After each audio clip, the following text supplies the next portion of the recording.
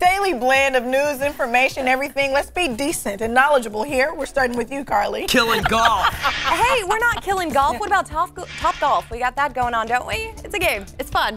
All right, let you know about our traffic going on here. Ladder in the #1 lane, US 50 West at Bradshaw Road in East Sacramento. Just beware of that. Of course, doesn't come with that cute little pug there. But we are going to expect to see more of this traffic continuing. This is still that footage that we've been showing you of a lot of traffic going on here on I-80 eastbound as we have a semi rolled over. Now know that there's 30,000 pounds of tires inside. CHP reporting that for us. And just want to take your time getting through that area because it's going to take a little bit of time now as we move through 80 inland into Sacramento here. We're looking at 31 minutes, and that's if you can get through all of these lanes. Now, Rob's outside right now with our weather. How's it looking out there for the day ahead, Rob? All right, Carly, thanks for that really important update. Semi-rollover is always a big deal. I'm out here in the Gilmore backyard, and you know what? It's dry, and I think we're going to end the day on a dry note in the valley. But there's other spots I think are going to get nailed with some rain today. So this is what we've got. We've got some rain moving in, some snow, but we've also got some clearing tomorrow. At the same time, it gets windy. So a windy, dry day in April matters a lot because it's going to affect your allergies if that's your thing. So here's most of the heavy rain. It is going to stay off to the north.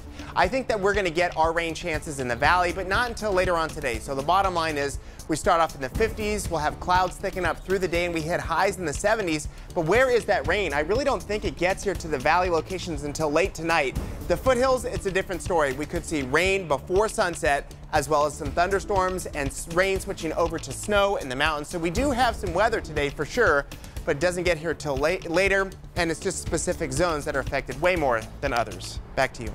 Rob, thank you.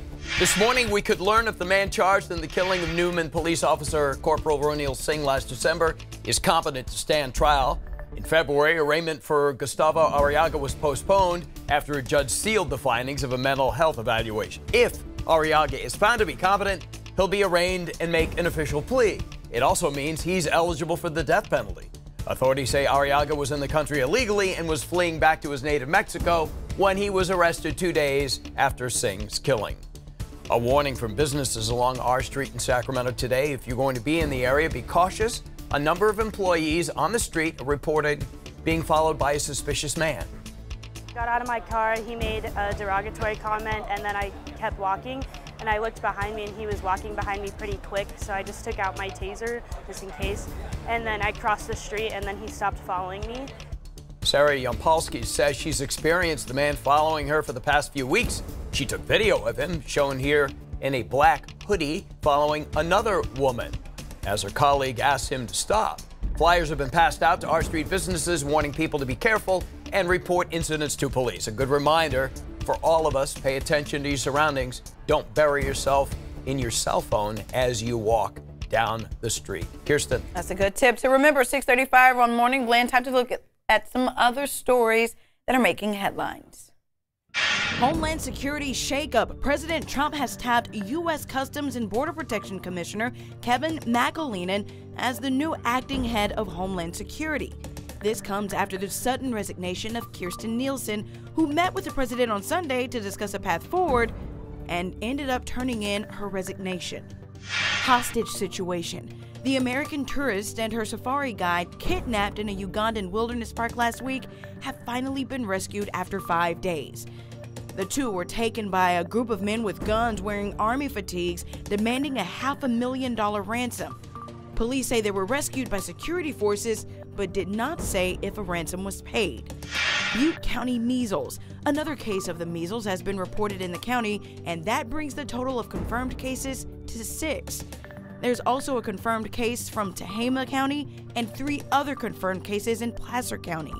You can find a link to the list of exposures on our website, abc10.com. All right, 6:36 this morning, Modesto police are warning about a rise in car thefts. But listen to this. They're saying that a quarter of those thefts could have been prevented. ABC 10's Carlos Herrera is live in the ABC 10 Brain Room with tips on how you can just keep your car from getting stolen. We need those tips, Carlos. We really do, and the city's auto theft rate has been in the top 10 nationally for the past decade. But it turns out that 22% of last year's auto thefts were caused by drivers leaving their keys or fobs inside their vehicles or having them stolen somewhere. In fact, most cases were caused because people left their keys inside their cars while they were warming them up and left them unattended. Police say they understand why this is happening, but they say it's actually no excuse. They say the area of most concern is on Yosemite and Lincoln, a residential area near a shopping plaza. The department is now urging people to not only avoid storing or leaving keys and fobs in vehicles, but also to be vigilant in parking lots where keys can be dropped or stolen from purses. In addition to proactive measures, i.e. looking for car thieves, doing probation checks on reported car thieves who may be out of jail right now, we also feel by bringing awareness to our community, we can greatly reduce the 22%. The department has launched an education campaign with hopes people remember these tips. Store your valuables within the trunk, out of sight, park close to the building, and if at night in a well-lit area, preferably one with a lot of pedestrian traffic. Lastly, if you see suspicious behavior, don't hesitate, call law enforcement immediately. Nationally, Monday is the top day for stolen vehicles, so keep these tips in mind so you won't start your work week off being a victim. We'll send it back over to you.